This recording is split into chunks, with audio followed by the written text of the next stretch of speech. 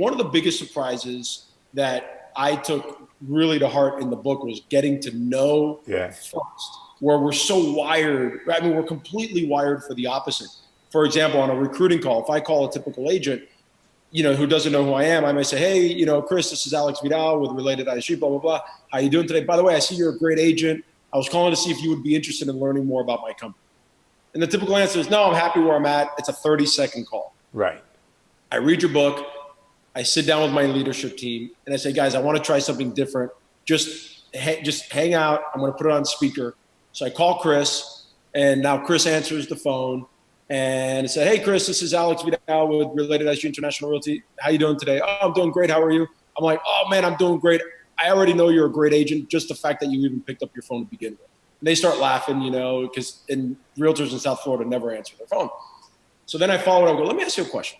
Do you want to make less money this year than you did last year? And they say, no. And I'm like, no, of course not. Of course I want to make more money this year than I did last year. Oh, it sounds like you want to make this your best year ever. I do. Well, that's why I was calling. I want to show you how my brokerage can help make that happen for you. And I got the no right away. And then you got the no out of the way. And then I followed it up with, the mirroring and the labeling and all that. And it was very interesting. My average recruiting call went from 30 seconds to 10 minutes. Wow. And just using that opening line, and I don't care, I'll share it with my competitors. It doesn't really bother me. They're just spewing out information, literally using the mirroring and the labeling. What is it about people's need to want to say no? And what are the benefits of getting that no out of the way first? Yeah, we're conditioned. There's some conditioning out there that we got to recognize. It's just true. Yep. So we've gotten conditioned that every time we say yes, somebody's trying to lead us into a trap. Somebody's trying to get us to say yes. The momentum selling says each yes is a tie down. A tie down takes away our autonomy, a basic human driver of what we are as human beings. Not what we are as males or females, not what we are as Westerners, as human beings. And this is about human wiring. You can't point to a civilization in the history of mankind that was content as slaves. It's driven us since we crawled out of the swamps. So these tie downs take away our autonomy and immediately begin to diminish rapport as we take away somebody's autonomy. And so we've been conditioned that if somebody's trying to get us to say yes, we're under attack. We've also conditioned ourselves is when we say no, we've just protected ourselves. We've just done something to preserve our autonomy. We're safer every time we say no, which is why so many people's default answer is no, not because they thought it through, but they've conditioned themselves, which means they feel safe when they say no. There's a neurochemical response. Sure. The chemicals that you feel when you say no make you feel safe and secure. Consequently, you're more willing to listen. Your guard's not up. You've protected yourself. So you start out with that question right away where somebody says no, then they've just gotten a hit of all the chemicals that make them feel safe. And now they're willing to talk to you. And then your follow-on moves are all designed to make them feel heard, like you're interacting with them instead of against them. I mean, it sounds like you like to make more money. That was based on their response. You instantly prepare yourself to go into a collaborative conversation. Again, they're not threatened. They're not being attacked. They're not under siege. And now I'm not the least bit surprised that you're going from 30-second calls to 10-minute calls, because as soon as you preserve the other side's autonomy, now they can talk to you candidly. Plus, you're different than all the other bozos out there that are trying to get them to say yes. That's it. And the typical answer is, well, I'm happy where I'm at. Oh, it sounds like they take really good care of you. Yeah, they do. Awesome. What is it that they take, maybe I can learn something I can do in my company. What is it that they do to take care of you? And then you start finding all these holes, and then the wall just keeps coming down. We had a conversion rate of 75% from calls to appointments. It was unbelievable. And that's why I believe so much in the book. I read a lot of books, but very few make a direct, immediate impact the way yours did. Just curious, all right, so you got to a conversion rate of 75%. What roughly were you doing before that? Oh, probably we would get maybe one out of maybe every 6 7, 8 calls, maybe we'd get an appointment. Wow. And then those appointments had to show up. The fact was, not only were we at a 75% conversion rate, but the bond that we had created with those people during that phone call was so good that they actually showed up for the appointment versus, I don't even have questions about the yeses, but you talk about in your book the 3 types of yeses that we get, that we typically get. And so by spending 10 minutes on the phone with them, we actually get the approval, action-based yes that moves the ball forward, not just something to get us off the phone. Interesting. The phases of no, or what we like to refer to, as you see down there in the bottom right, letting no out slowly. We've all seen How Am I Supposed to Do That in the book. We do not explicitly lay out what the phases of no are in the book, partially because this wasn't a fully explored skill from all angles when the book was written, right? We had all this great content. We wanted to get it out to the world, and that's what we had. We continued to develop and grow, just like everybody should. And so one of the biggest things we found from people that have read the book is there are varying degrees of outcomes to the response, how am I supposed to do that? For some of you, maybe you're still batting 1,000. Every time you say, how am I supposed to do that? You get exactly what you want. They fix it and you move forward. I'm sure in some cases on the other extreme, you've maybe never had the success you thought you'd have with how am I supposed to do that? And you've had varying responses, including they tell you how to do it. Well, how am I supposed to do that? Well, this is how you do it. You get these people together and you line them up in this way and you do these things, and it should take you about a week to accomplish, right? They actually give you an answer on how you're supposed to do that, and now you feel stuck. And so, or you're somewhere in the middle, right? You're either on the ends or you're somewhere in the middle of the spectrum. You've already figured this out as we've worked our way through today. Why is that? Because in the book, it doesn't talk about using an accusations audit to deliver your ask. How am I supposed to do that is not only an ask, it's an assertive ask. And so it's even more paramount that an accusations audit come before it. In the book, accusations audits were used by Chris before he dropped this line in at the car dealership with the dealer. We just didn't call out the skills specifically. But if you remember the story, he would constantly say things like, you've been so generous. I can't believe how much work you've put into this. You spent a bunch of time with me today. I really appreciate all the effort and time you've given me. I can't believe, and the car's worth more than what I'm asking for. It's probably worth more than what you guys listed it at. How am I supposed to do that? That was the accusations audit. Generosity and time don't seem like negatives. Why does that apply in this case? Because it's based on their perspective. And the negative that we are attacking is if we don't recognize how generous they've been, they're immediately going to start to remove themselves because you have the audacity not to even see how much time I put into this. And that's when it becomes a negative. Their perspective, how can you not see how hard I'm working to get this done? I would consider myself generous to even still be entertaining this interaction with you. And so calling them generous in the accusations audit is actually directly resulting in what the negative that exists is causing, what friction is there. And so another part of this that you should be well aware of, and another reason we've had varying degrees of success across the board, this is not a sequential move game. How am I supposed to do that should be delivered at least twice, if not 3 times before you move forward in the conversation. Why is that? Well, first of all, since it's a question, it's also a thought pattern interrupt. And if they got momentum going, angry or not, doesn't matter. But if they got mental momentum, right? Moving forward, chances are the first time you throw a thought pattern interrupt at them, they're not going to be able to process it. Like it literally just won't penetrate the cranium because the wheels are spinning. And so part of the reason to go back to it again is because they're going to hear it differently the second time after the wheels have started to slow down. And then you may need to go 3, because when they finally do hear it and they give you an answer, it might be, well, because you got to do this, because I said so.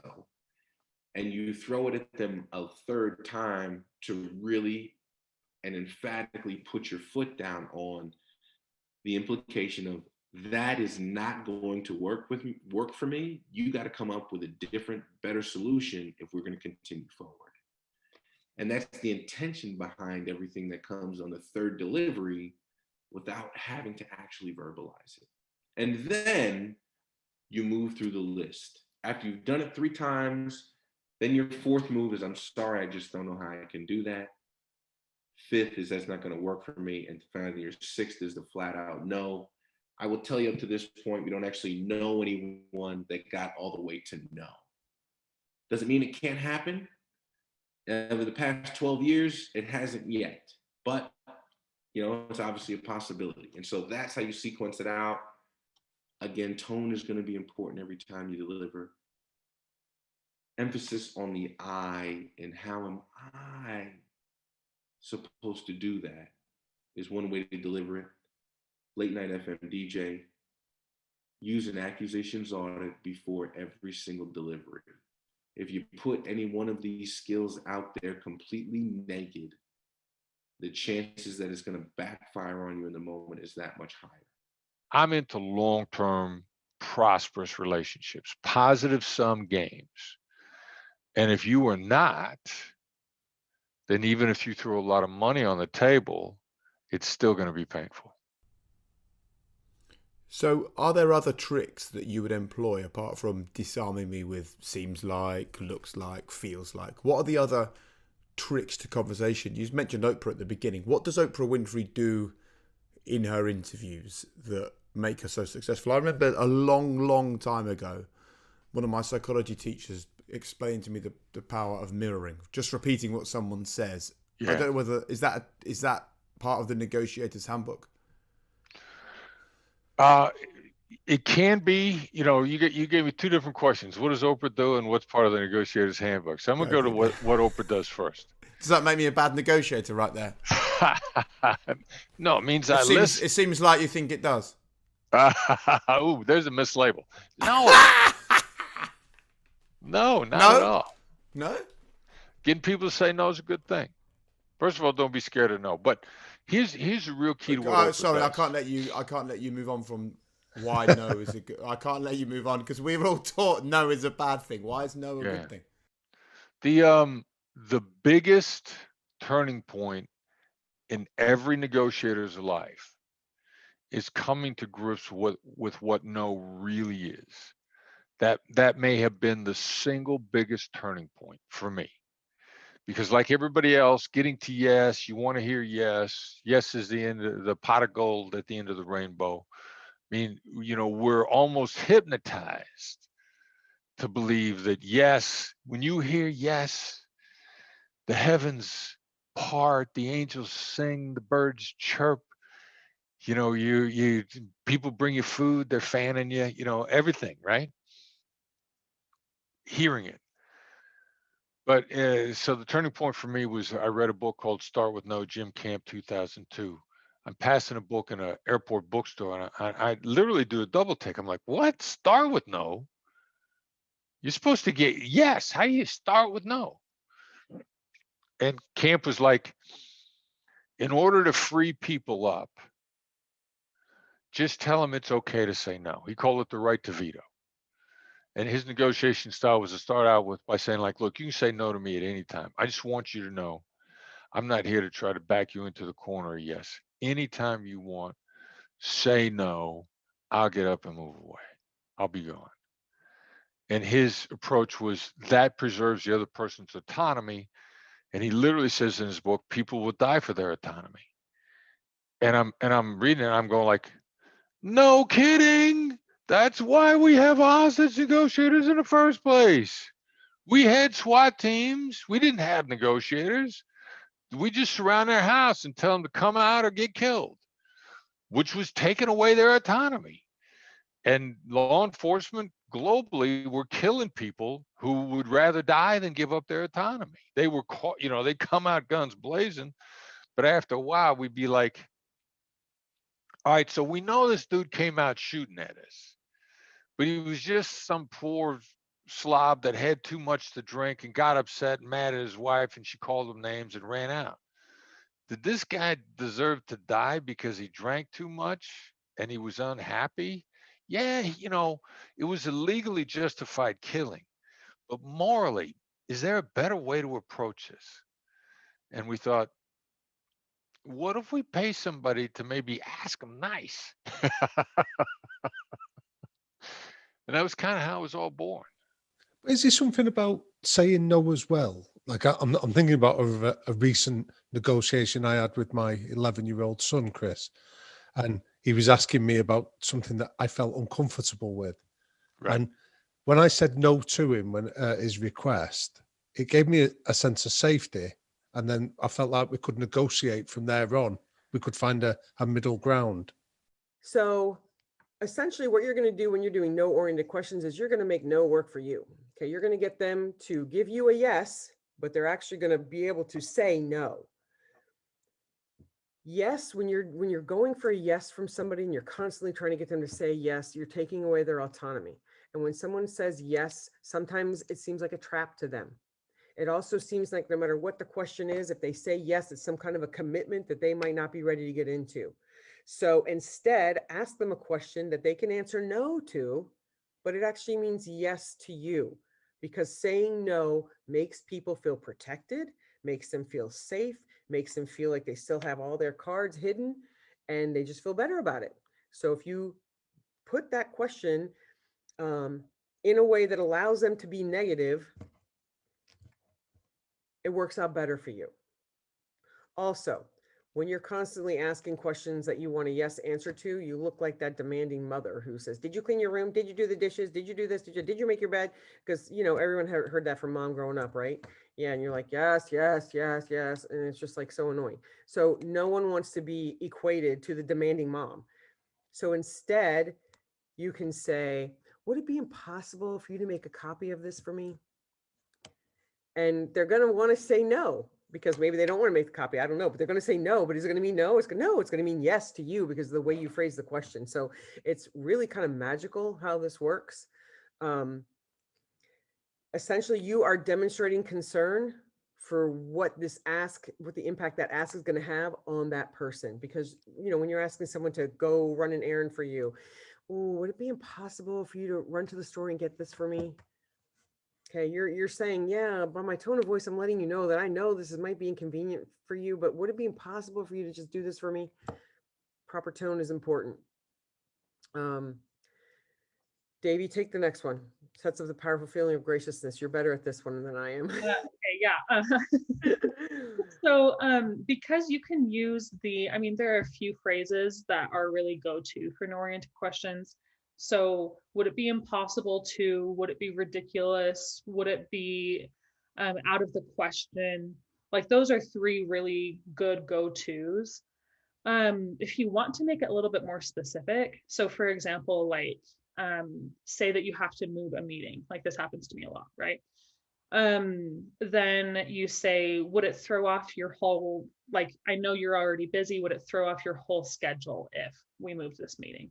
So it's almost this opportunity again to express understanding, to express like, hey, I know you're busy, this might throw everything off. So you can even phrase the question in that way, right? Or something I really like to do is, would it be really difficult to, or would it be bothersome to?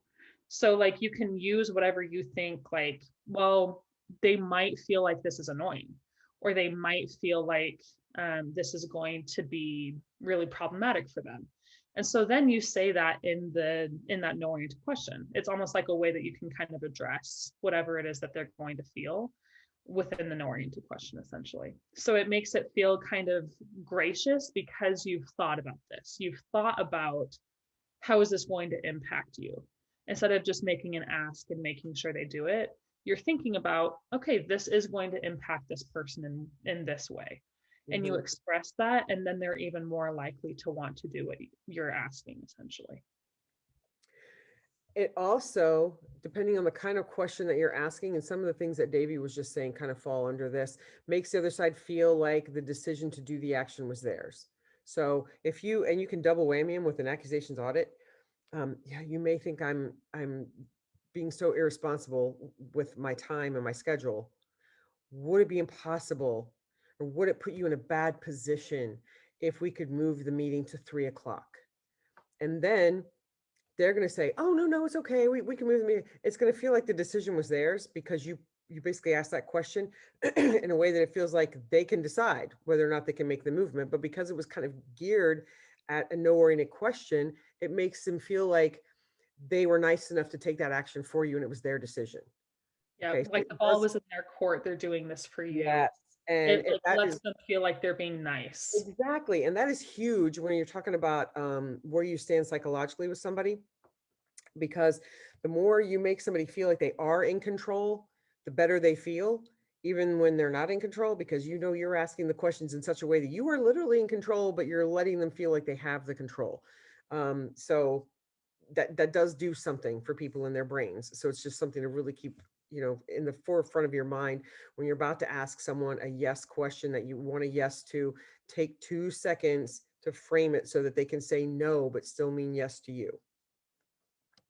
Yeah, exactly. Then they feel like they're the ones that they're maintaining power, essentially. Yes, because no is a powerful thing to be able to say to someone. Let's start with talking about mastering the no. This is letting them hear no, letting them feel no, without actually saying the words no. And so for your best results, it's going to be tactical empathy on the front end, and then however you're going to say no. And we'll talk about the 4 phases of no in a later session. But you're letting them hear it, letting them feel it without you actually saying it. Ned Colletti used to manage the Dodgers back in the day. And he was famous for saying, I like to let out no a little bit at a time. And so we're going to talk about ways to actually push back against the other side without cornering themselves and without cornering you. Mastering their weaknesses, their weaknesses. Where do you think the cutthroat's weakness lies? Not having control. That's one of them. They need to feel like they're in control. The assertives, the cutthroat negotiators, are looked upon as some of the most difficult people to deal with in a difficult conversation and negotiation. From my perspective, they're the easiest because they want to feel like they're in control. And they want to feel like they got the best deal that they could. The operative word in both of those is feel. Yeah, Chris tells a story all the time about being in the international kidnapping market and the powers that be wanting to know when are they going to release the kidnapped victim. And Chris's standard response was when they feel like they've gotten everything that they could, when they feel like they got the best price possible. Doesn't mean that they actually end up with the best price possible. They just need to feel like they did. And so we're talking about feelings. And how stupid is that when you're talking about international kidnappers and terrorists? We're talking about how they feel. And so our job is to make them feel in control as early as possible, using deference, using subordination. You may even want to say, it's clear that you've got the upper hand here. It's clear that you're in control here. They'll eat it up.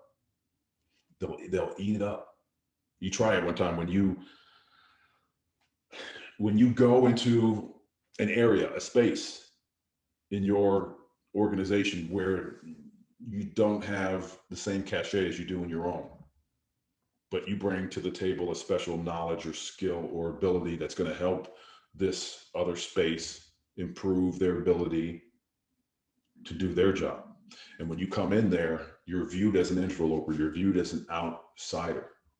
And so as a result, you'll likely get pushback for any idea, any suggestion that you make, because it's not your area and you're encroaching. And the sooner you recognize that and defer to that, the more cooperation and non-obligatory buy-in you'll get from the other side.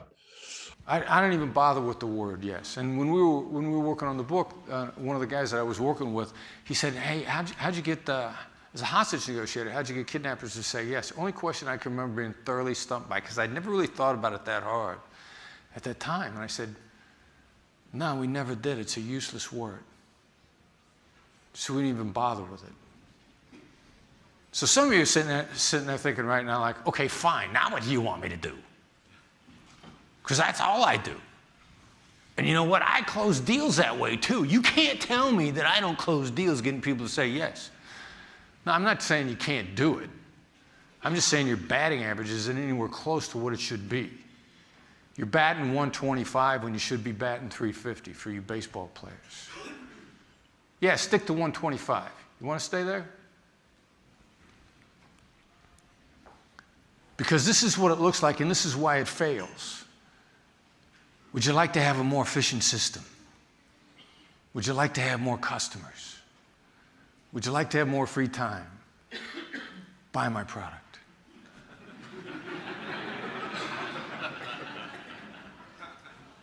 Now, this is, maybe there was a point in time when this was a good idea. Maybe. But the swampland timeshare salesman, the coupon book, the $50,000 coupon book salesman, has already battered them so hard that they're battered by yes. You guys know anecdotally what happens if you come across a battered child and you try to hug them. They still flinch and jump back from you. But wait a minute, I was trying to give him a hug. I'm a good guy. I meant well. I wasn't trying to trap him. I was trying to have integrity. It doesn't matter. They're battered. Everybody's battered by yes. You got to stop this. You got to stop it. Okay, fine. You convinced me. Now what? Hey, it's Chris Voss, CEO of the Black Swan Group. Today I'm going to discuss the top 4 no-oriented questions. You'll learn how to use them so that you can gain the upper hand in any negotiation. Stay tuned until the end of the video and be sure to like, comment, and subscribe. Now let's get started. Number 1, is now a bad time to talk? Look, this is a great way to get started on relearning a lot of your communication skills into the Black Swan method. And one of the greatest and simplest ways is to start with no-oriented questions in place of a question you ask all the time. And a question you ask all the time is, have you got a few minutes to talk? How many phone calls, how many interactions have you started out with? Have you got a few minutes to talk? That's a yes-oriented question. We hate yes, we love no. And this is how you begin to make the transition and begin to take power. And I'll explain to you in a little while how just a switch from yes to no can probably increase your close rate at least 23%. So instead of have you got a few minutes to talk, is now a bad time to talk? Now, there are only 2 answers to this question. This happens all the time. You only are going to get one of 2 answers. A person is either going to say, no, it's never a bad time to talk. What do you got? And you've got their complete attention, which is what you were after to begin with. Or they're going to say, yeah, it is a bad time to talk, but I can talk Tuesday at 2. If it is a bad time to talk, they always give a great time to schedule a call where, again, you've got their undivided attention. Now, what's the problem with have you got a few minutes to talk? Ask yourself, what do you feel when somebody asks you, have you got a few minutes to talk? All these things go through your mind. What do you want to talk about? Do I want to talk to you? How long is a few minutes? The point is, and when all these things are going through someone's mind, they're not listening to you. So when someone says, no, no, it's never a bad time to talk to you, they've completely cleared their mind and they're prepared to talk to you. Now, what if they just say yes and they don't give you a good time to talk? I've seen people ask this on LinkedIn all the time. This is insane. How stupid is that? Do you really want to talk with someone when they've just told you it's a bad time to talk? You really want to keep them on the phone with you while they've just said they don't want to talk and it is a bad time to talk? That sounds ridiculous, doesn't it? Speaking of ridiculous, number 2, no-oriented question. Is it a ridiculous idea? Now we ask this instead of, is it a good idea? We ask this instead of, would you like to? Is it a ridiculous idea? This is a question I use with Jack Welch, very generous man based on my interaction with him, to get him to agree to come and speak at the negotiation course I was teaching at the University of Southern California at the time. I go to a book signing. There are a long line of people in line trying to get Jack Welch to sign their book. Jack and Susie Welch are out on a book tour on their most recent book at the time, The Real Life MBA. They're signing books in LA. I want to go and get Jack to speak at the class. They're hustling people through the line. They're doing everything they can to keep you from talking to Jack while you go through the line for a whole variety of reasons. You've got maybe 30 seconds from the moment that you walk up to the moment they want you to walk away. This is not time to engage in a negotiation or a conversation. I walk up to Jack Welch. He has no idea who I am. I'm just another person at the book signing. And I say, is it a ridiculous idea for you to come and speak at the negotiation course that I teach at USC? Now he looks up and to the left and he gets this hideous look on his face. And he looks furious. And he just freezes with this look on his face. I get horrified. I'm afraid I've made him so angry he's had a stroke or something. He's getting ready to die. Finally, he looks down at me and says, this is my personal assistant's name. This is a Twitter account that we use to communicate with her. I will call her and tell her who you are. I think we're going to be in Los Angeles in the fall. If we are, we'll come in and speak at your course. This is one of the great things that a no-oriented question does. It triggers follow-on thought. While Jack was looking up and to the left, he was thinking through implementation details before he responded to me. This is one of the crazy things, the crazy advantages of no-oriented questions. Number 3, are you against? We use this instead of, are you in favor of? Would you like to do? Does this sound like a good idea? Are you against? And then name whatever it is. One of the times this worked great was we were teaching the Black Swan team, myself and Brandon, we were teaching a Black Swan method to some people in the healthcare industry. One of the women in the room who worked on behalf of this healthcare company had been trying to get a head nurse in a particular hospital to implement a program.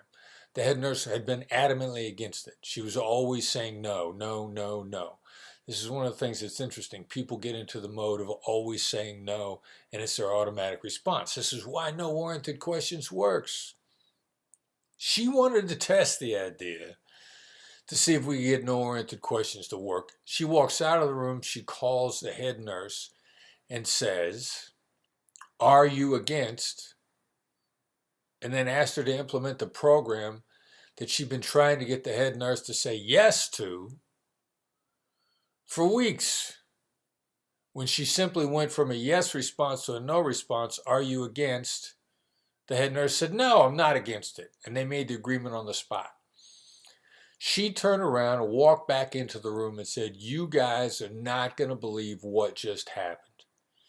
She went out and got an agreement on the spot with a no that she hadn't been able to get previously for weeks. Now, let's do something crazy. Let's put the two of these things together. You'll find that people suffer, all human beings suffer from something known as decision fatigue. They can only make so many decisions in a given day. and they're beginning to run out of energy for decision making sometime after lunch in the afternoon, and they begin to get drained. So a couple of years ago, I had an intern that only asked me what and how questions because he was horrified at doing something wrong all the time. He was just afraid to make a mistake. And he'd ask me what to do or how to do something in the middle of the afternoon. And I'd be like, I don't know, leave me alone. And finally I told him, anytime after 1 o'clock on any given day, don't ask me any questions unless the answer is no, and I'll be able to think it through. And then he could ask me at the end of the day, look, I'm going to do this. Do you want me to do this? And I'd be like, no, do this. And I'd give him an answer. I could give him direct guidance straight away. People can answer no-oriented questions even when they're decision fatigued. Now, how can I prove this to you? Several years ago, I had the pleasure of meeting Robert Herjavec. Robert Herjavec, very generous guy. Got introduced via an email, mutual friend. We go to lunch, steakhouse in LA. He happened to have an office just down the street from where I was living at the time, and it was my favorite kind of lunch. Free, he paid. Number one indicator of how generous a guy he is. Number two, I got 90 minutes with him. Second indicator of how generous a guy was and is. So at the time, we're getting ready to teach the Black Swan method at a live training session in New York. I offer him a free ticket. Now, I don't expect him to come. I think he's going to send one of his top guys. I want them learning the Black Swan method. He looks back at me and says, how many can we buy? Another indicator of a generous guy. So we're going back and forth with his team over how many tickets they're going to buy. Brandon Voss, the president of the Black Swan Group, calls me on the phone and says, we can't get a commitment out of Herjavec's people, and we're getting ready to sell the event out. Our tickets are expensive, and they sell out because the Black Swan method is that good. People want the value. Brandon says to me, if you don't get Herjavec to commit to the tickets now, then we're going to be sold out by tomorrow morning. He's not going to get any, and I'm going to sell the free ticket that you promised him. Now, I'm in Los Angeles at the time. Brandon's on the East Coast, which means he's got a 3-hour advantage, or we've got a 3-hour disadvantage in Los Angeles, and it is 4:30 in the afternoon. Now, one of the additional problems is we got to get this executed because by the time the business day starts in LA, it's 3 hours into the business day on the East Coast. It's almost lunchtime. I got to execute this now. I send an email to Robert Herjavec at 5:03 in the afternoon. Remember the decision fatigue issues? When was the last time you tried to get an answer out of somebody after 5 o'clock at night? I send him a 2-line email. Number one, is it a ridiculous idea for you to commit to 3 tickets to the event now? Second line, are you against paying for them before the business day starts in New York tomorrow? That email goes out at 5:03. I get a response at 5:04. No, we're prepared to commit to 3 tickets now. No, it's not a problem. My assistant will get back to you within the hour and we will pay for the tickets. The tickets are paid for and it's all wrapped up at 5:23 in the afternoon. From 5:03 to 5:23. No oriented questions to close the deal. Number 4, which is also the number one way to restart communications. Have you given up on X? And then name whatever it is. Send that out in a 1-line email with this in the subject, and if you put anything in the body, put only that in the body. Send it out as a text message by itself, word for word. This is one of these things in the Black Swan method that you have to execute word for word. I once had a woman say, you know, I tried that have you given up line and it didn't work. And I said, all right, well, really? Okay, possible.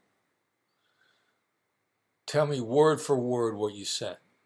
And she said, well, you know, I thought the way you worded it was a little harsh. So instead of saying, have you given up on, I said, should we give up on having lunch to discuss the project? And I thought to myself, I wouldn't answer that either. Here's a side note. In your choice of pronouns, you'll notice that a lot of times people default and say we when they mean you. A couple of years ago, I was talking with Brandon about a project that wasn't getting done. And I called him on the phone. I said, look, we got a problem. And he said, you know, stop interrupting me with that we stuff. You mean I got a problem. Let's be honest. Change your we's to you when you mean you. The other side will actually appreciate it. But this is a common problem that people do in their pronouns. Be really careful. If you mean you, say it. People know the disguised we and they're not fooled by it. It actually makes them feel very uneasy. Have you given up on? Now, context is important. This has to be something that's ongoing. I got to tell you, the Black Swan Group, I get emails all the time. First time email, somebody says, have you given up on doing business with me? Well, since I never started, I couldn't have given up. So I take this as a sign of a manipulative person. Already, I don't want to do business with them. Many times, just to make the point, I'll fire back, yes. Because it was so out of context. So this is context driven. This has to be something that they have been working on for a while. Now, we really got onto this line in the Black Swan team a number of years ago when we were teaching negotiation at Georgetown. And one of the students in the class, and I mentioned this in the book, Never Split the Difference, brilliant student at Georgetown. He's working on a Republican fundraising committee. This was several elections back. I think it was the second Obama election. And they're doing dialing for dollars at night. What's dialing for dollars at night? They call people on the phone. They ask them 3 yes-oriented questions. Supposed to be tie down, supposed to be the yes momentum. Then you ask for the money. Theoretically, the way this nonsensical theory works is that people got to say yes to the last question. Everybody's been hustled and conned by this. Believe me, they don't have to say yes to the last question. The idea that each yes is a micro agreement or tie down is nonsense. However, it's really common in the real world, and a lot of people do this because much of the real world is monkey see, monkey do, and this is caught on. Well, he goes in that night and he changes the yes-oriented questions to no-oriented questions. And the first question was, of course, would you like to take the White House back in November? So he changes it to the no-oriented question, have you given up on taking the White House back in November? They ran the no-oriented script side by side to the yes-oriented script that night. In the morning, they had a 23% higher success rate with the no-oriented script, 23%. What happened with the committee that he was working on? They came in that morning and they looked at the results and they said, don't ever do that again. That was a fluke. That's not the way we do things around here. Have you given up on? It's got to be driven by something that someone has been working on. Here's something else that's important for you to remember in this. If they've gone silent on you, if they're ghosting you, and this is the response for when someone has gone silent on you, when they're ghosting you. This one line will restart your communication. It will work, and it is a one-shot reset. What's important to remember? Remember this phrase. The system you're employing is perfectly designed to give you the outcome that you've achieved. Your communication system with the person who's ghosting you is perfectly designed to get them to ghost you. You cannot go back to the same approach that you had that led up to them going silent on you, them ghosting you. You cannot. I gave this advice one time to a woman who was selling an investment fund, shares in an investment fund. She was having trouble getting a man to get back to her that she wanted to make the investment. And I said, look, send this out, send this text out, he'll respond. She's like, fine, he's not getting back to me, but I got nothing to lose, so I'll go ahead and try it anyway. The guy responded, and she went right back into her sales pitch that led him to ghost her in the first place. And that was the last time she ever heard from him. So don't go back to the communication system that you were using. Now, why did they ghost you? Because the communication was ineffective. People continue to communicate if it's effective, if it's working for them, if it's moving their agenda, if it's helping them get to their goals. So one of two things has happened in the midst of this communication. Number one, they've lost all power and influence on their side of the table. They're embarrassed to tell you about it. You have to take that into consideration. Number two, you're not listening. You're pitching, you're selling. If you were listening to them, they'd still be in touch with you.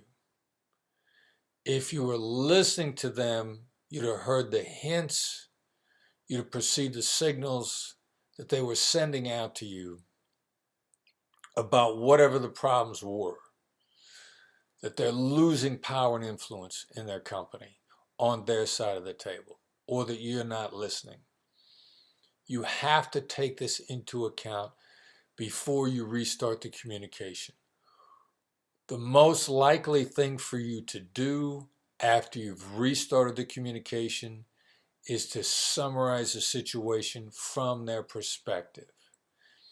You want to reestablish productive communication. You want to establish rapport. You want to get them bonded back to you to continue to find out what's going on. You got to get a that's right out of them.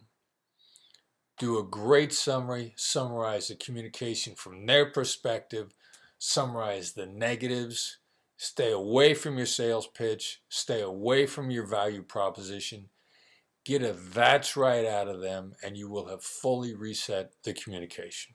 At some point in their development, all negotiators have to come to grips with no. When you come to realize the real psychological dynamic behind it, you'll love the word.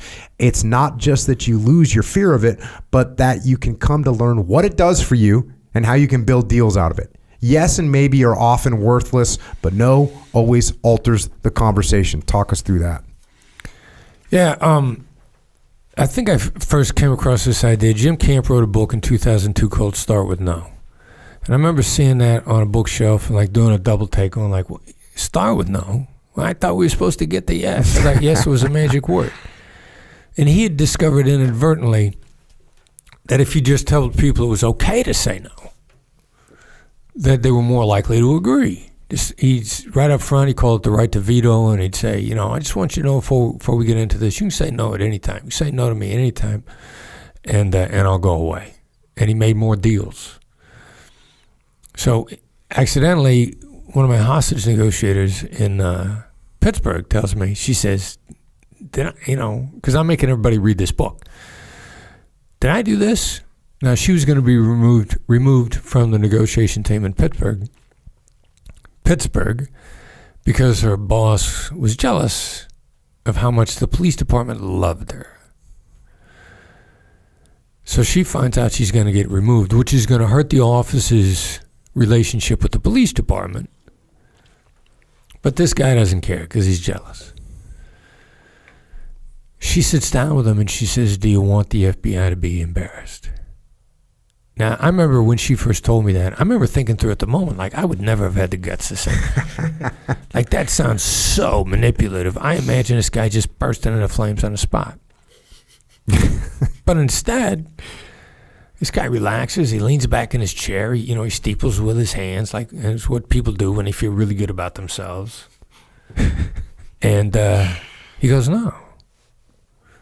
She says, what do you want me to do? And he says, well, stop letting this stuff interfere with your investigations. Now, go back to work. So he calls her in to fire her from the team. She walks out, no problem. So I'm like, there's something here. And then I start thinking about other conversations I've had. lieutenant on a police department that I thought got in this guy's way a lot because he was overmanaged him. I remember him saying to me once, a lieutenant's job is to say no. And I thought, no, it's not. Lieutenant's a leader. A leader's job is to encourage people, not to say no. So why is he saying this? It makes him feel good to say no. It makes him feel safe. It makes him feel protected. And we start experimenting with, instead of letting people say no, what happens if you actually get them to say no? Like, how does that change feelings, the way they react? And it makes such a massive difference, like instantaneous. Like, if it's important, I don't say, do you disagree? I say, do you disagree? I don't say, is this a good idea? Is this a ridiculous idea? I don't say, what, I'm never going for yes, I'm always going for no. And, if I can, because I know I'm all over the place here. I'm on a plane from JFK to LA, where it's a red eye, and a black businessman sitting next to me. He's kind of loud. He's got a big colorful sweater on, but I just not crazy out there, but I just think interesting cat. Clearly a businessman. He's got people on his team, because people that are sitting back in economy are walking by and hey boss, how you doing? And finally, but I hear him on the phone. And he's just trying to force people to say yes. And finally, I can't take it anymore in between calls. And I tapped him on the shoulder and I said, look, get him to say no. Change your questions. You drive me crazy. I can't take it anymore. I'm hearing you shove this down people's throats. Switch from yes to no. And I go, instead of do you agree, do you disagree? Instead of would you do this, are you against doing this? And I give him a quick rundown of how to make the switch. And he's a smart dude, picks it right up really fast. So he gets back on the phone. And I also say, the reason you should listen to me is because I wrote this book, Never Split the Difference. So just do it. Smart dude, learnable, coachable, does it, instantaneous. Looks back at me and says, thanks. He says, let me introduce myself. My name's Trevor. You may know me by my stage name, Busta Rhymes. And I'm like, wow. Okay. Your hair's a little shorter right now. Didn't recognize you right off the bat, but I do recognize that name. You go on to say no has a lot of skills. No allows real issues to be brought forth. No protects people from making and lets them correct ineffective decisions. No slows things down so people can freely embrace their decisions and their agreements they enter into. No helps people feel safe, secure, emotionally comfortable, and in control of all their decisions. No moves everyone's efforts forward. And there's a thing that you point out here which is important. Because you say using this chapter's tools in daily life is difficult for many people because they go directly against one of society's biggest social dictums, that is, be nice, right? Especially because in the book, you're like, hey, smile, be pleasant, and getting people to say no is one of those things. You say we've instrumentalized niceness as a way of greasing the social wheels, yet it's often a ruse. We're polite and we don't disagree to get through daily existence with the least degree of friction. But by turning niceness into a lubricant, we've leached it of meaning. A smile and a nod might signify get me out of here as much as it means nice to meet you. That's death for a good negotiator who gains their power by understanding their counterpart's situation and extracting information about their counterpart's desires and needs. Extracting that information means getting the other party to feel safe and in control. And while it may sound contradictory, the way to get there is by getting the other party to disagree, to draw their own boundaries, to define their desires as a function of what they do not want. In other words, getting them to say no.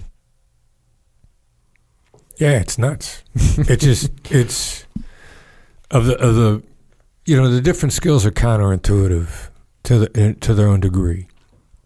Like the extremely strong degree that getting somebody to say yes makes them uncomfortable, concerned, worried about what kind of traps they're walking into. Where's the hook? What have I forgotten? Complete different 180-degree turn on getting them to say no. Like the comfort level from saying no, and then the ability to think things through immediately. Like if I were to say to you, disagree, do you disagree? You go, no, I don't disagree, but here are the following problems. And you'd lay them right out, 1, 2, 3, 4, 5, right off the top of your head. Have no problem. If I'd have said, do you agree? And you'd have wanted to say, yes, I agree, but here are the following problems.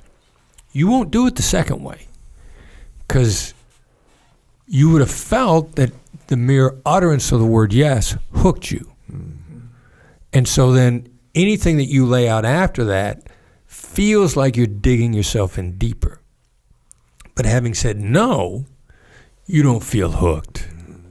So now you're going to lay out the next 4 or 5 things that you might need, because you don't feel like you're digging yourself in deeper. And the next 4 or 5 things after the yes or no are what's critical. It's never right there. It's never at the point of decision. It's really, here are the problems, or here's what you got to accomplish. And you got to get past that. And you get past it freely when people say no, because they feel safe and protected. They feel no sense of obligation. They don't feel like they're digging themselves in with each thing they say after that. I got that emotion from that. You got an example in the book, real common example.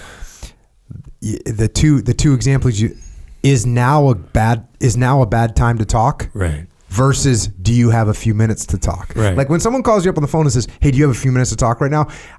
I want to say no, but I also kind of feel like when I say yes, like what do we get? But when someone says, "Hey, is it a bad time to talk right now?" I'm like, "No, it's not a bad time." I'm like okay with it. It's just one of those things. The other thing that you got in here that really aligns a lot with what I talk about a lot is negotiate in their world. Persuasion is not about how bright or smooth you or forceful you are. It's about the other party convincing themselves that the solution you want is their own idea. So don't beat them with logic or brute force. Ask them questions that open past your goals. It's not about you. I say all the time, written in these books, make it their idea. Right? How can I make this their idea? Yep. And the other thing I say a lot is the truth doesn't matter if I punch you in the face with it. Right? I mean, if I punch you in the face with the truth, you're not going to be open to it. Right. You're going to be pissed. And you're going to find a way to defend yourself. And you're probably going to stab me in the neck with your facts from your perspective. So, with a dull spoon, right? Stab you in the neck with a dull spoon. Yeah. I was digging through a bunch of my archives, and in there I find, Chris, one of my early mentors, Brian Tracy, the 21 closes to get the yes. And it's the standard yes at close that I felt like that was like that's how I was raised as a salesperson. Get the yes, get the yes, get the yes, get the yes. Are you wearing a shirt? Yes. Are you wearing a microphone? Yes. We should do business together. Yes. Right? Like that silly pattern. And the first time I heard you talked about it's not about the yes, it's about the no. I have used that nonstop since. Can you educate the listener that doesn't know what I'm really talking about here? Like give them a little backstory and then share the 4 questions that you want to get the no. Yeah, well, excuse me. I think there was probably a point in time when the yes momentum, a yesable proposition. Right. There was probably a point in time when that was a good idea. Yeah. And then it became so effective that people were using it for everything. And then unfortunately, then also people that we can't trust learn to use it to negotiate, all kind of bad deals. There are industries out there that are just freaking famous for just exploiting people to the point of financial ruin. Right. So then the problem is it's been used so much and so globally that people are battered. Like everybody over the age of 19 years old has been bamboozled by the yes momentum, momentum selling. Yeah. Because it was so taught so pervasively, and it was at one point in time. I'm willing to concede, there was probably a point in time when it was effective. But now when people are battered, They don't know what it is, but they got a gut instinct memory in They their don't like it. bones that they've got bamboozled. You know, what's the phrase? Once you're bitten by a snake, you're afraid of ropes. Right. Like you're afraid of everything that even comes close to resembling it. So you as a real estate agent, you as a business person, you as a trusted colleague, even the minute you start trying to get people to say yes, it triggers an overdose from the person that hurt them.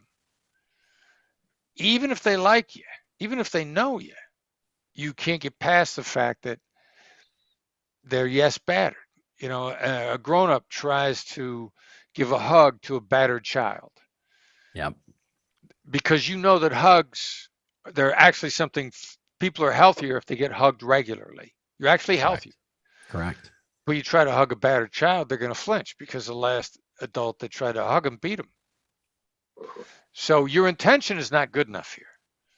And it's so bad that we've just found like, look, you got to get out of yes entirely. And as simple as it is, as ridiculous as it is, all you got to do is change your yes-oriented question to a no-oriented question.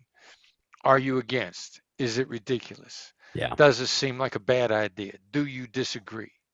Would it be unreasonable? Like I was Would it be unreasonable? Right. And the trigger of the no, because while people have been conditioned that yes is a trap, they've also been conditioned that every time they say no, they protect themselves. Like again, I'll refer to my son, Brandon, who's a genius negotiator.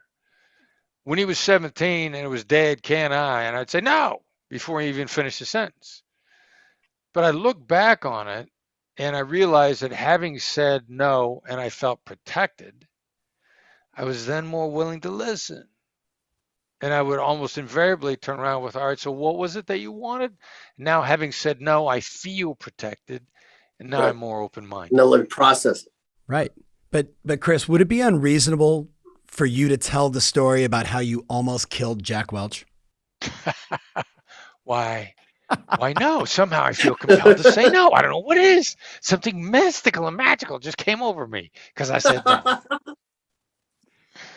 Yeah, no, I mean, I'm in LA a number of years ago. I'm still teaching at USC, University of Southern California. And Jack Welch, a book signing in LA. You know, I'm going through the long line of people signing the books. And so what does that mean? By the time you get up to Jack, they're doing everything they can do to keep you from talking to them because they got 300 people to get through the line. You stand there and chat for 5 minutes, everybody's there for 6 hours. So there's a million reasons why they don't want you talking to Jack. Now I'm going to pitch Jack, and I know I've got the opportunity to say one thing, period. I can't even introduce myself. I can't do anything. I got time for one sentence. So, you know, I know the magic of getting a no. So I walk up to him, I look him in the eye, and I go, is it a ridiculous idea for you to come and speak at the negotiation course that I teach at USC? And he first looks at me and he kind of gets a little bit of a scowl, then he looks up and to the left and he just gets this hideous scowl on his face. He just freezes. You know, and this was several years ago. Jack Welch, God rest his soul, all my experience with him, genuine, decent human being. And he freezes and he looks furious and then he doesn't move. And my first thought is he's so angry he had a stroke and he died. And he's going to fall over dead right in front of me because he doesn't move. And then, you know, then I think, all right, so he's not dead, but he's furious and he's going to have him throw me out. But then after what seemed like an eternity, he looks back at me and he says, this is my personal assistant's name. This is a special Twitter account we have set up to communicate with her. I will call her and tell her who you are, what you want. I think we're going to be in Los Angeles in the fall. If we are, we'll come in and speak to your class. So not only did he process a no, but he thought through the next 4 or 5 steps for implementation. And it was done. Boom. It went that quickly. So I was watching your reading. I forget which one it was. First of all, thank you for telling that story because I probably listened to it 3 times, and every time I listened to it, you could see Jack's face just like right in that moment. And probably his wife next to him like, "You're killing my husband. What the hell is going on here?" It's a great example though. So many of our clients deal with these situations where they need to ask a better question, right? Something that no one else is asking. Everybody's saying like, hey, would you like to know the new value of your house? Everybody's saying, hey, if I can get you a price, would you be willing to X, right? Like everybody's doing that over and over again. And if you're out there and you're listening, you're doing that and you're getting terrific results, just fast forward on this audio message. Otherwise, listen up. You once said, I want to say there was like 4 different openings, I think it was, to the no question. Is it ridiculous? Would it be unreasonable? Is that the pattern? Or were there 4 specific questions? Well, I think there's probably about 3 or 4. If I may, I'll put in an ad for our YouTube channel because I know I've got a video up. The top 4 no-oriented questions. That's what it was. Where I kind of walk through it and what they are and what's behind them. And the other thing to do also is if you just write down, are you against? Yeah. You disagree? Would it be ridiculous? And then you while you're writing, you're going to think, well, could I say it this way? As long as you're intentionally attempting to trigger a no. Yes. You will begin to figure out other great ways of putting it. Now, some of them are context driven. One of the key ones, which is for restarting conversations with people who have stopped talking with you, is have you given up on working with me? Have you given up on X, Y, or Z? Now, we find like not only will the other person respond, but in a ridiculously short period of time. Like that has the highest compliance rate of anything and quick. Like as a general rule, like when I send that questions, if I'm sending a text, I know that they're going to see a text right away. Hey, have you given up on the project with the Black Swan Group? I'm going to sit there and wait because they're going to answer within 3 to 5 minutes. Now, context, situation drives strategy. If this is your opening line, then that question is probably out of context. Good point. Right. And that's a great way for that great question to now create dissonance in me and erode trust. So when I get an opening email, and I know how effective this email is, like, have you given up on taking me on as an intern? Or have you given up on looking at my website? When I've never gone with these people and I have never started, I either delete that email or occasionally I'll respond because I suspect that it's somebody I can't trust.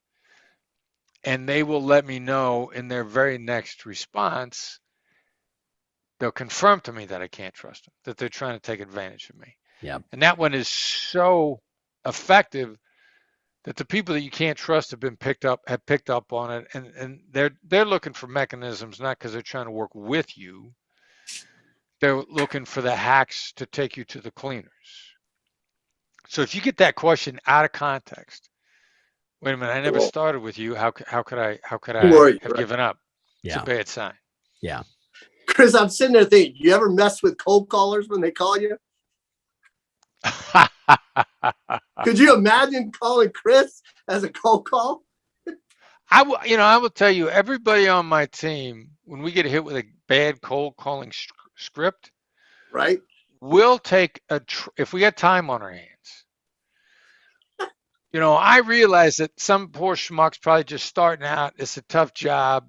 They're just doing what the boss told them to do. We'll try to correct them. I'll jump in and we'll be looking to give a short tutorial. This is your lucky day. You're going to get educated. We could tell that, you could tell from the tone of voice, whereas some kid starting out, somebody trying to make a house payment, somebody in a bad place, and they were just taking whatever work they could get. Right. So I'm like, all right, I'm gonna give this guy a break. They probably won't hear me now, but I'm gonna say something that'll get them to reflect back. So if they're learners, when they move on, then they could get better. It's so funny you say that. Shout out to Hanan Levine, if you're listening right now, from Orange County, California, who, get this, Chris, he cold calls me at my house. He's working for some silly company. It was not in the real estate business. And he was so smooth, so authentic, so humble that I was like, tell me more. Like what? And then I remember like 5 minutes into the conversation, literally 5 minutes in, a cold call. I'm a busy guy. And I'm like, this guy is so good. I'm like, where do you work? Like, he's like, you know, I told you the company. No. Where do you live? He's like, oh, I'm in like Fullerton. I'm like, listen to me. I don't know what you get paid, but I'm willing to bet I would pay you more. I recruited the guy. He worked for me for 5 years, crushed it with me, then went into real estate and killed it. So I love that. I love that you would actually take the time. I know everybody's busy, but if you actually took the time to help that person, like that makes my heart sing. Yeah, you know, and the word that you used to describe him, which I'm sure was one of the main reasons why you went on, you said the guy was authentic. Yeah. Authentic. Yeah. And he was, European accent, like, so he didn't come across, like, I know a lot of Euros that, Germans, Austrians, right? Like super intense. And he is, but he was just like, I'm just, letting you know, I'm calling people in your area, and I'm not telling you that everybody is signing up for it. I'm just letting you know if this is something you'd be interested in. It was like, and that wasn't even the script, but it was just so genuine, right? It didn't sound salesy at all, which is why I was so engaged with the guy. But let's go a different direction. I want to make sure. So one of the other things that you learn a lot in sales trainings, I've been in a number of them that talk about this, is you want to get somebody to say yes. And the more times you can get them to say yes, the more likely they're going to agree to something. And you're right. Completely the opposite. You're looking for people to say no. So can you kind of explain why you would want people to say no to you and what's going on in that situation? Yeah, well, the problem with the yes momentum or momentum selling is nearly everybody, as you learned it, including the people that are giving bad deals, exploiting people, hurting people with yes. I think at some point in time, every human being is susceptible to this. Very few of us haven't had a time when we've been stung by it. As a matter of fact, I would contend everybody's been stung by this once. I still got in my desk a coupon book that I bought in my early 20s for $25. It was supposed to give me $25,000 in discounts. I couldn't figure out how to use any of those coupons. I still got the coupon book. I look back on it as like, would you like to have a discount on stuff that you buy every day? Would you like to give 25% off on your next major purchase? They hit me with 3 yeses. I'm yeah. And then I got stung. It's being yes battered. It's one of the reasons why there are 3 kind of yeses: confirmation, commitment, and counterfeit. Because people have been stung so many times by this yes momentum nonsense that they've gotten used to giving a counterfeit yes just to try to feel the other side out. So you eliminate this, because if you're dealing with somebody who's been yes battered, then the minute you try to get them to say yes, you trigger an instinctive memory in them of the person that cheated them. And you're now engaging in behavior in a person that cheated them, which is a guaranteed erosion of the relationship. Getting out of yes entirely is the first move. And then the crazy thing is, every human being on earth has been taught whenever they say no, not when they hear no. That's a big difference. The difference between saying it and hearing it. What happens when you say no? You protected yourself from harm. There was some unknown harm out there. There was some unknown trap, some unknown hook. When you said no, you protected yourself. And you feel in control as well a little bit. Exactly. You almost feel as though like, okay, I'm in control of this situation. Yeah. So what kind of a feeling do I want to foster in you for us to collaborate? I want you to feel safe and in control. Every time I get you to say no, you feel safe and in control. You're more likely to listen to me. You're less likely to have your guard up. You're more likely to tell me the actual obstacles. So instead of saying like, does this look like a good deal to you? I'll say, does this look like a bad deal? Now, if I say, does this look like a good deal, and you need more stuff to make the deal, I'm going to want you to say, yes, it looks like a good deal, but here's what I need. But because you're yes battered, you won't say that at all. But if I say, does this look like a bad deal? You'll say, no, it's not a bad deal, but here's what I need. And bang, you just outlined to me what you need to make the deal. Now I know either we can make it or not, but I triggered it by getting you to say no. And then when you flip that around, you also talk about if somebody then does say yes, Right. is this sort of rule of three where you kind of ask them to clarify that statement, so it's not a counterfeit yes, so they're actually Right. you're really checking that. So what just talk me through that in a bit more detail. Well, if you say yes, I'll probably actually go yes. And you go, yeah, that's a mirror. It's designed to trigger you to elaborate, to let you know that I heard you. I put an upward inflection in it just to say, I want to make sure, clarification. Now, you may just come back with yes again, which is entirely possible because I've gotten you to repeat the yes. Now, I'm trying to get you to repeat more than the yes. I really need the more. And the mirror is the first tool that I'm going to use. So if I don't get any more out of you, I'll hit you with a label. So it seems like this is a good deal for you. Just an observational statement, label design to get more. You're probably going to say a couple more words. And then, yeah, it's a good deal for me. Now I'm going to start hearing some tone of your voice because I need to know if there are reservations. The last thing I'm going to do, if you've given me 2 solid yeses, I'm going to say, okay, so we've talked about this up to now. I'm going to basically paraphrase what we just said. You know, I said this, you said, yeah, I asked you a couple times if this was a good deal and it's worked for you. You responded positively both times. We are free to proceed. Now, even if you're still giving me the counterfeit, I've now created a moment in time where I really drilled in on the yes, not in a manipulative way, but giving you the feeling like you can get out of this if you want to, which preserves your autonomy, which actually increases your likelihood of doing it. It also puts me in a position where if you don't perform, I say, look, last Thursday at 12 o'clock noon, I asked you 3 times if this worked for you, and 3 times you told me it did. Now that it's not working, when you told me 3 times that it did, what did you want me to hear? Leaves me in a perfect position to deal with this if it goes bad. All right. And following on from that, then, if someone says you're right, you don't want them to say, yeah, you're right, Chris. You want them to say that's right. What happens? What's the difference between you're right, Chris, and yeah, that's right? Yeah, this is another one of those when, you know, whether we're hearing it or whether we're saying it, 2 different worlds. Like, we love to hear you're right. Makes us happy. We get satisfied. What happens when we hear it and we hear you're right, we get satisfied, we get a big happy smile on our face, and we stop talking because we're right. What are you doing when you're saying you're right?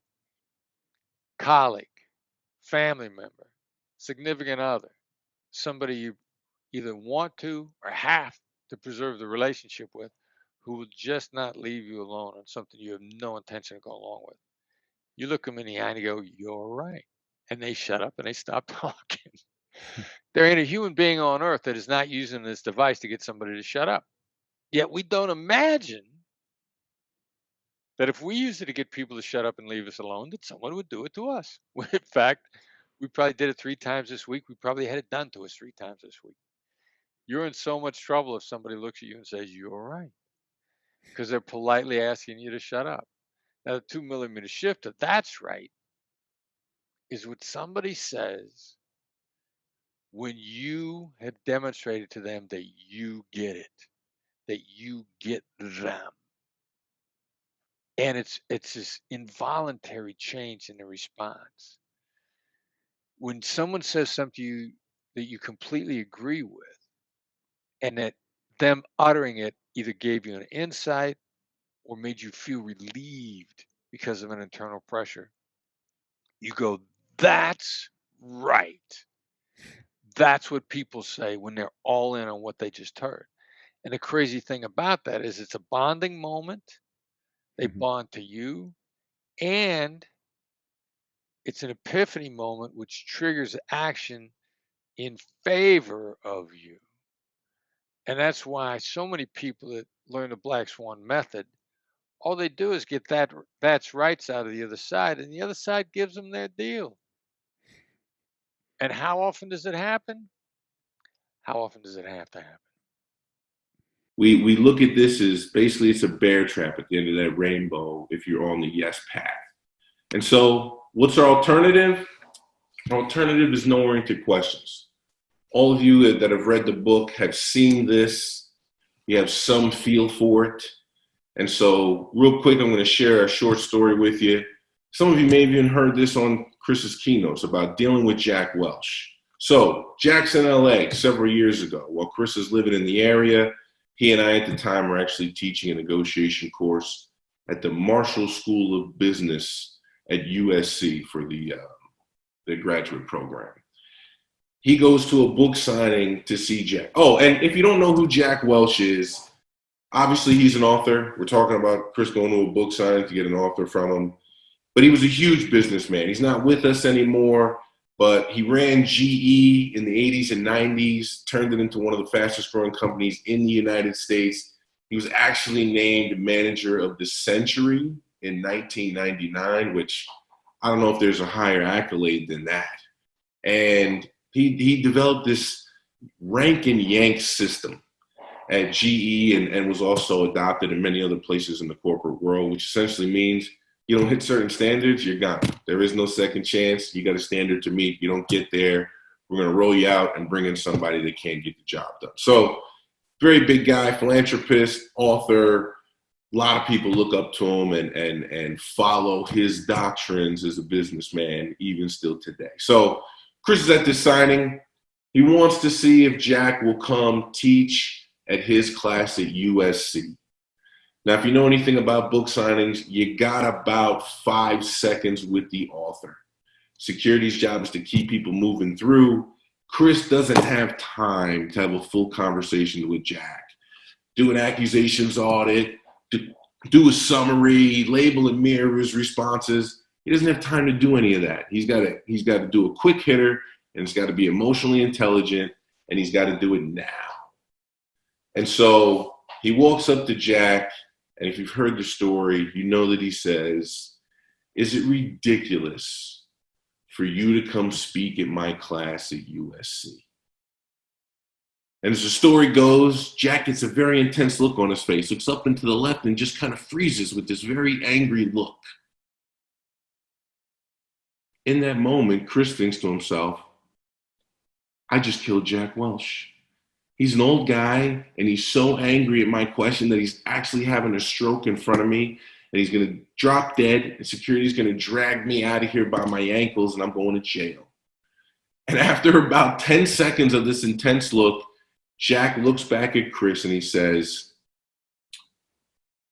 here's a Twitter handle that's private that only people use internally in my company. My assistant actually runs this as me. I'm going to let her know that you're going to reach out to her through this Twitter handle so that we can keep in touch. And I think we're supposed to be back in LA in the fall. This is sometime in the spring of that year. He says, if we're back in LA at that time frame, I will come speak at your class at USC. Now, the long of it is, Jack wasn't in fact back in the fall. Very busy guy, couldn't make it, so it didn't happen. However, he got the commitment in the moment. Why is that? Obviously, the no-oriented question. But what happened? What happened in Jack Welch's brain in that moment that made it so easy for him to answer? And the crazy thing about no-oriented questions, and I wish we could point to a specific brain science study that lays this out. Maybe there will be soon, right? With fMRI machines and its wonderful technology and being able to plug electrodes into people's brains, I'm sure there'll be a study at some point that explains how this works. What we've observed as negotiators, as content experts, as former hostage and crisis negotiators, when you allow someone to say no to you. And in fact, when you aim at someone saying no to you, it clears their thought process. As a lot of you have thrown into the chat, some of the problems with yes, because yes makes people nervous, the instant reaction is, how do I defend myself in this moment? And that clutters up the brain. It doesn't allow us to be cognitively flexible when we're worried about how we have to defend ourselves. And so he confronted Jack over a very specific want, did it without a confrontational reaction, and cleared Jack's thought process to lay out the implementation of how it would work, all at the same time with a very simple question. And so you can take our word for it, or you can do what we're going to implore you to do as a result of this class and our next two. Go out and start executing this stuff if you're not already. If you are executing this stuff already, then you should start developing your go-to list. If you listen to anything we've talked about before, you know we talk a lot about go-to labels. The reality is, when the heat is on, you fall to your highest level of preparation. And as a result of that, we like to have go-to lists of every single skill that we talk about. And we keep that stuff near to us, right? Laminate it, put it in your jacket pocket, make a list, put it on your desk. The way that why questions are accusatory, but how questions invite people to do the thinking for you and explain that, like explain the power of how. Yeah, to use Kahneman's phraseology, it triggers slow thinking or in-depth thinking. You know, because it's logistical? Yeah. You know, how largely is implementation or logistical? Is another. How's this going to get done? It feels deferential. So I'm going to kill these motherfuckers if you don't give me $20 million right now. And you say, how am I supposed to do that? Go to the bank, call the president, do whatever you need to do. This is somebody's life. Give me the 20 million right now. How am I supposed to do that right now? You want me to call the president? You want me to go to the bank? Do they not just keep screaming? Yes, that's exactly what I want you to do. All they got to do is come down a little at a time. Now, I'm not resisting. I'm in implementation. And it triggers in-depth thinking. And in point of fact, those are legitimate questions. You know, ask a question that whether the other side likes it or not is actually a legitimate question. Not resisting. I'm asking in a way where I'm deferential. I'm not saying I ain't doing it. I'm asking for your help. Now, how you respond to that is going to tell me where this is really going. You know, there's 93% success rate means 7% of the time it ain't going to go anywhere. This is nothing but bad. I got to know which one I'm dealing with. And so, my how and what questions early on, and occasional, the strategical use of why, surgical use of why, I got to diagnose what I'm really dealing with. And I got to do it in a way where you're not feeling like you're being diagnosed. But, because I got to do everything I can do to avoid triggering you, but I got to get a diagnostic on what I'm actually dealing with to begin with. And how do you handle telling people no in a way that doesn't shut them down? Yeah, a friend of mine here in town, Ned Coletti, used to be the GM for the Dodgers. Brilliant negotiator. Good guy. Like him a lot. Ned is still around. Still affiliated with the Dodgers. First year he was GM. They went from worst to first. That's a sign of a capable GM. Okay. And we were talking about this one time, and Ned said that someone had taught him to let out no a little at a time.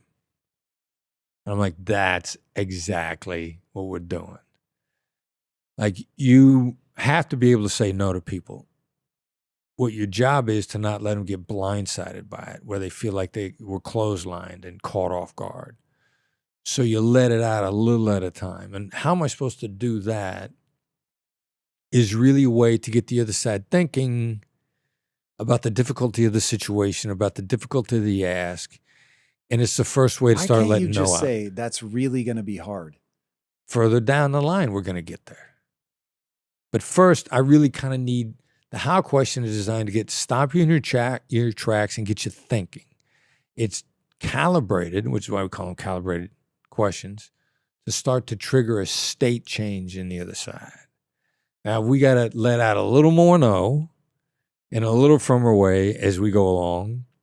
Then we got a whole succession of ways to eventually, ultimately, if forced into it, to say no. Which then also is not no. It's no. But we don't need to go. Like if you hear no from me or my side, we've been hinting at it for a while. So you're not going to be feel blindsided by it. And we're going to continue to demonstrate collaboration.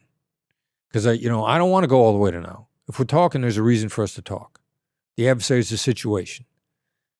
So if there's a reason for us to collaborate and talk where we can both be better off, I also don't want to let out no too quickly because there might be a better way, and I want to discover that. So let me start telegraphing that there are problems here, inviting collaboration, see if we can tease out a solution before this thing goes down the tubes. Have you ever had a negotiator or a hostage taker give you an answer to something that you were like, I actually don't have a rebuttal to that. We should try that. Not yet.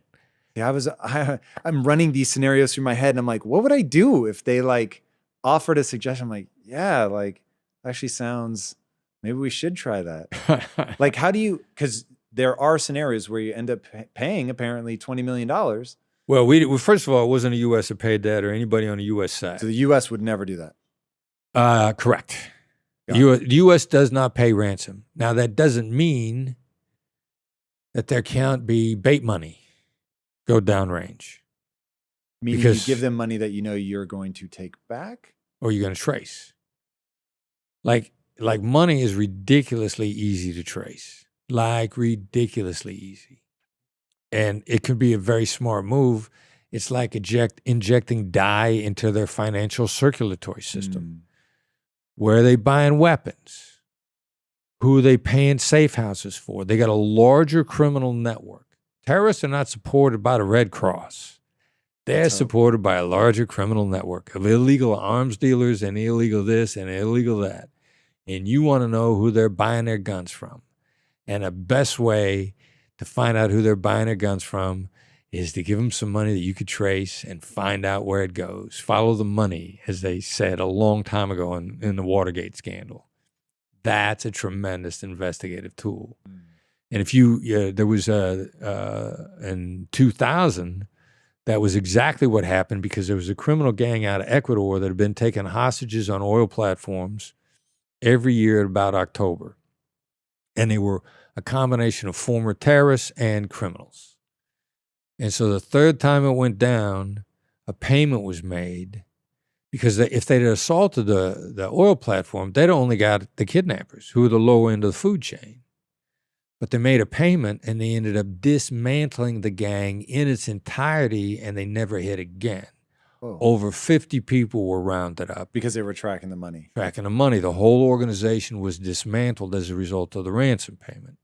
So it became a great way to take out a criminal organization that had been operating completely freely prior to that. And a rescue would have only taken out the bad guys on a platform. It would not have taken out the whole organization. They took the whole thing down, and these guys never resurfaced as an organization again. So going back to the magic words that you use as a negotiator, why is getting them to say no more important or better, much better, if I remember your words correctly, than yes? Yeah, it's shocking. And a friend of mine that I'm flattered that we're acquainted, Andrew Huberman Labs podcast. Know him well. Amazing guy. Brilliant neuroscience stuff. Met him for the first time recently. We're sitting down at lunch, and I'm like, all right, so I don't know what the neuroscience behind this is, but people feel safe and protected when they say no. they feel better. They're more likely to collaborate. And then plus we That's know. so weird. What the other thing that's crazy that we know for sure is, like when you're exhausted mentally, you could still say no. But yes is hard. Yes is hard, or even answering how. Like if you're tired, and one of my colleagues did this to me recently, and I could instantly tell the difference. They wanted to follow up with me when I was exhausted, and I knew that if they'd asked me, "What are you thinking?" What? Great question. Trigger deep thinking. I didn't have the mental gas in the tank to answer that question. But they answered me a question that was built around no, and I went boom, boom, boom, boom, boom. I laid it all out. And I was like, wow. I don't know how that happens. I just know it does. And we've seen time after time, if I need to close a deal at all, especially if I know that you're tired, instead of saying, do you agree? Do you want to do this? Are you in favor of this? I say, do you disagree? Is this a bad idea? Are you against this? Is this ridiculous? And you'll either go, no, let's do it. Or you go, no, but here are the problems. And you'll lay them all out for me. And feel no obligation, which means you're going to lay them out to me honestly. Like if I say, do you agree with this? You're going to afraid to say yes, but here are the problems, because you feel that yes is an obligation. And you're going to be worried about digging yourself deeper in by saying anything after that. But having said no, you feel you have no obligation. I think it might be that simple. So you will lay the rest of the stuff out, not being worried about digging yourself into a hole. It's really interesting that some part of our brain is tracking even though it's not like obviously a contract, but that some part of our brain is like, yeah, we've just agreed to that. And now I have a sense of obligation and they have the right to like take me to task on it. It's very interesting. Yeah. Yeah. And we stumbled over that one by accident. And it is just the good and the bad about getting people to say no is it makes such a huge difference in all interactions that sometimes that's the only thing somebody learns. And we're like, look, there is so much more here. Like, I know you're making a lot more money now. And you're doing better than anybody that you see around you. But you're not doing as good as you could be doing, and you cannot stop there. But a lot of people, I see it all the time. They just learn how to trigger no instead of yes. And they're instantly, significantly more successful. And they quit there. They don't keep going. All right. What then, if you were going to bring this all together, if no is that first bit that shows people like, whoa, you can frame this in a new way. What are the few key tenets of like, all right, if you had to bestow quickly upon somebody, what the core tenets of the Black Swan way are? Yeah, let the other side go first. And then, the cliche, the other side's got to talk 5 times as much as you. Not twice as much, 5 times as much. It doesn't mean that you go mute. You drop in occasionally. You let the other person know that whatever they're thinking is, it's okay to share it. Like one of our favorite things, you got to have some go-to labels. Go-to labels? Yeah, label is one of our negotiation techniques. Seems like, sounds like, looks like, feels like. No matter what anybody says, you can say, seems like you had a reason for saying that. Like no matter what they say. I hate you and everything you stand for. Seems like you got a reason for saying that. It's disarming. They'll talk with you about it. I want to do business with you and I want to deal with you right now. Seems like I had a reason for saying that. Well, yeah, here's why I want to do business with you. One of my son came up with, again, like brilliant guy. We would not be our team without him. Clients call on a phone, say, how are you today? How are you today is a diagnostic. They want to know if they could talk, if you're in a mood to talk about what they want to talk about. Brandon's response is, seems like you got something on your mind. Yeah, as a matter of fact, because they've been planning this call. How are you today is not like genuinely how some people really want to know, but most people want to know, are you prepared to listen to what I have on my mind?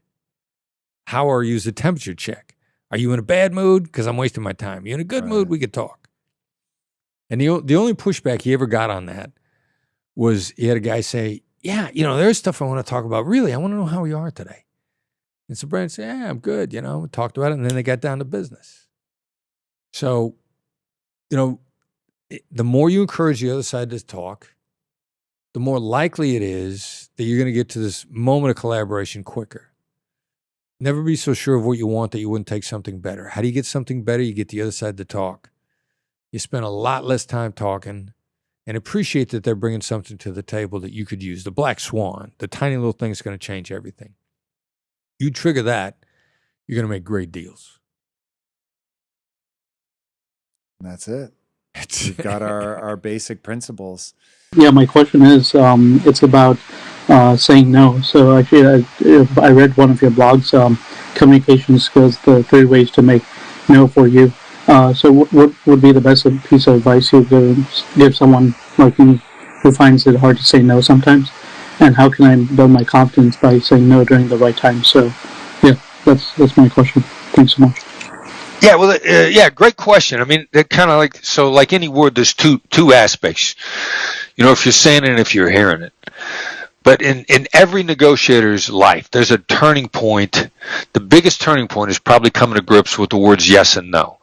And 1,000%, I remember the moment. It's about 2002. I'm walking through an airport, and I'm always looking at the bookshelves, and I see a book on a bookshelf that says start with no. And I literally do a double take, stop me in my tracks. Like, start with no in the business negotiating section?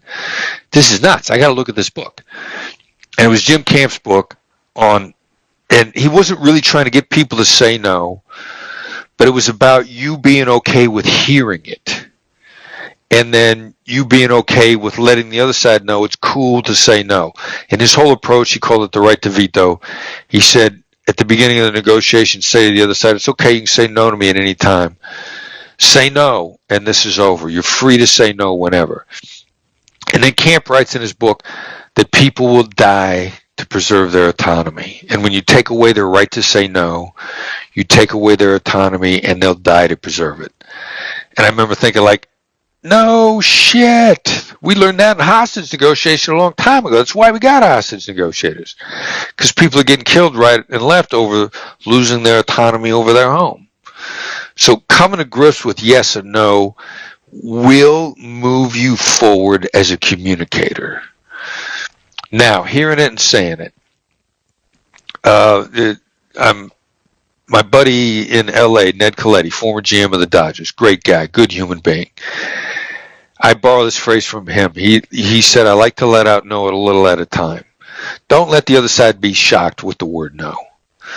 How can you begin to hint that there's a no coming if they don't watch it?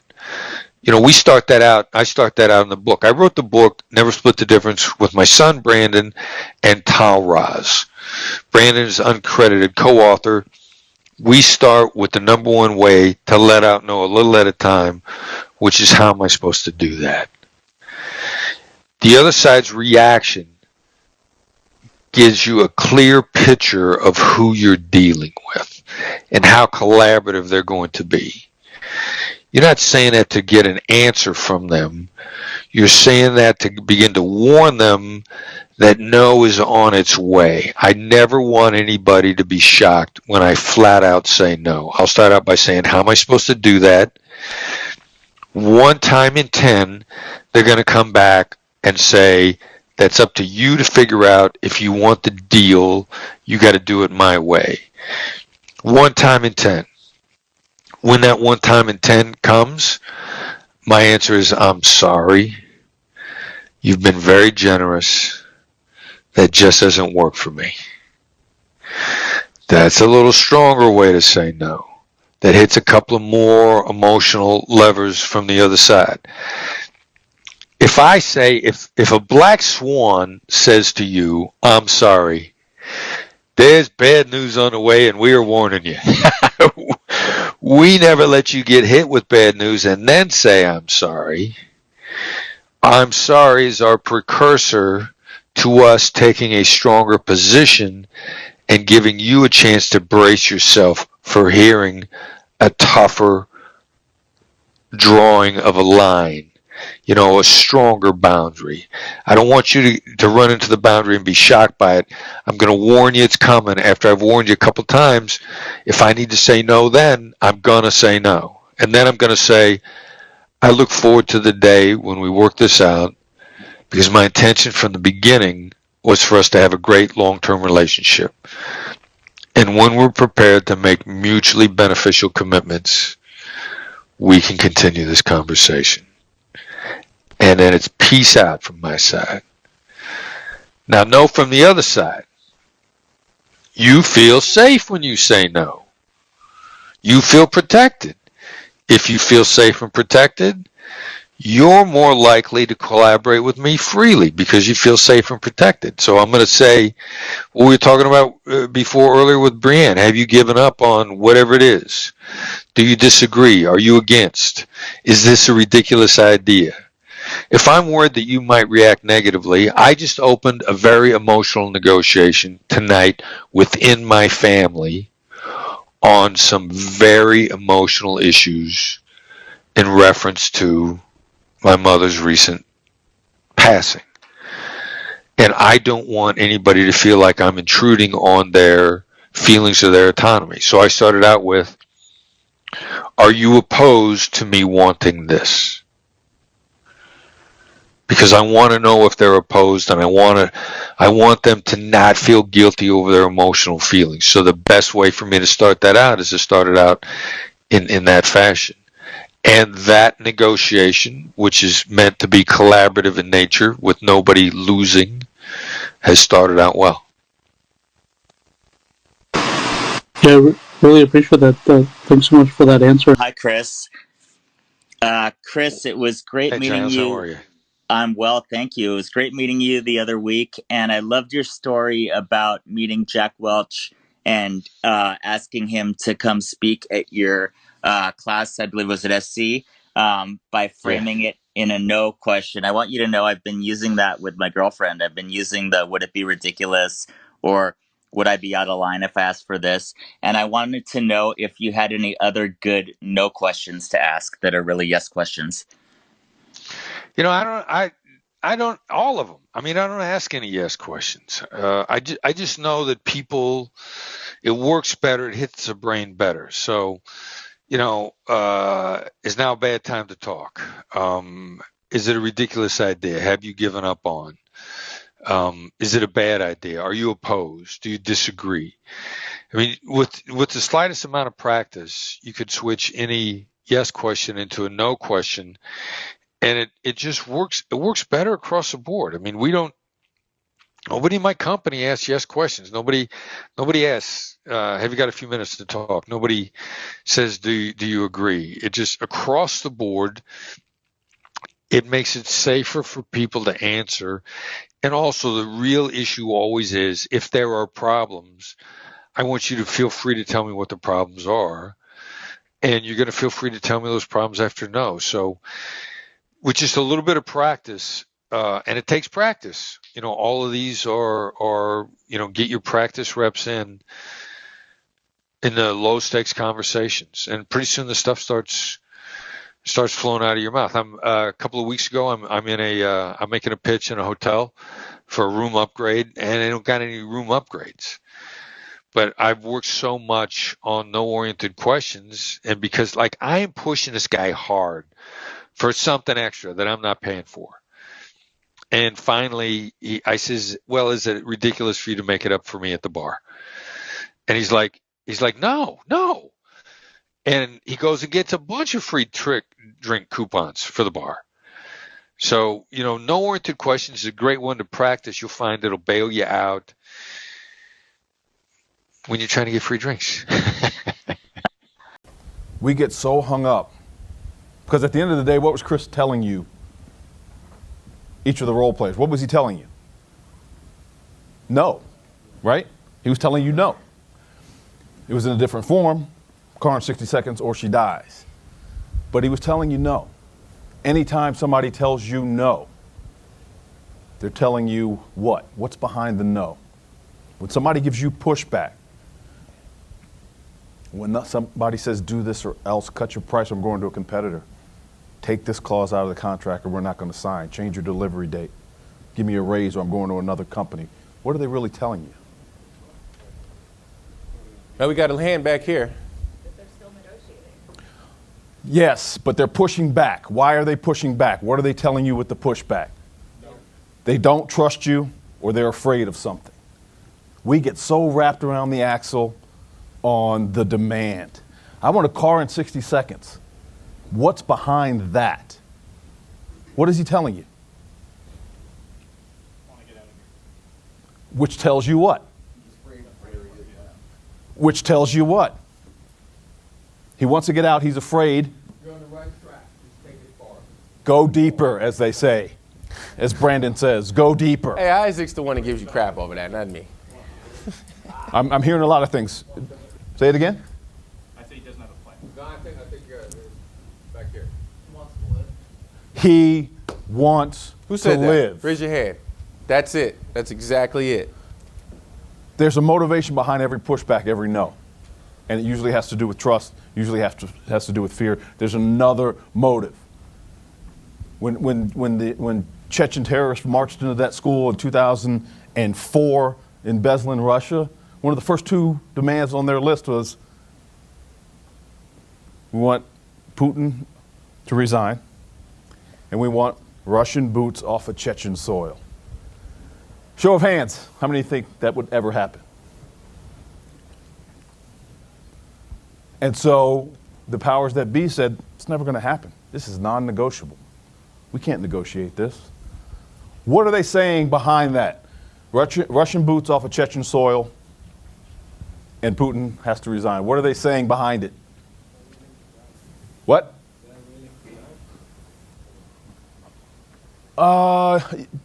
If you carry it to its willing to die, I'm sorry, yes. He said they're willing to die for it. If you carry it to its logical extension based on their history, probably. But what is the message behind? They want freedom. Yeah. Their sovereignty and freedom has been encroached upon. That's what we're going to talk about. The fact that they said, take it out of the contract or we're not going to sign, I don't care about that. I want to know what makes them say that. Why are they afraid to sign? What is their environment looks like that's clouding their vision? And so don't get hung up on the fact that they've issued a threat or they've issued a demand. You take it, you process it, and then you start to attack what's propping that up, what's supporting it.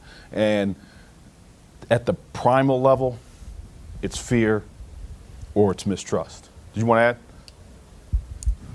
Brandon? Very good. And yeah, just to kind of add to more of that, how do you get to the why without asking the why? Short answer is labels. And then to go even further than that, labeling the underlying dynamic. Need a car in 60 seconds or she dies? Sounds like you want to live. The circumstance and the situation drive your strategy. When people are barricaded suspects, are they always looking to make it out alive? No. So the fact that they're asking for a car and a way of escape at the beginning is a really good sign. Part of the why that tells you right away is they want to live. And then how do we get to more of the why? Sounds like you got a reason for doing this. Sounds like you got a good reason, a good justified reason for why you got up this morning and decided to take all these people hostage. What he said was, and this should be on your go-to labels list, especially as a last-ditch effort, it sounds like there's nothing I can say to change your mind. And again, mastery is in tonality, but also to his point, as business people, part of our job is qualifying our clients. And so if you know that you're with somebody that is taking that line with you, the other question you should be asking yourself is, do I want to do business with this schmuck for the next 5 years?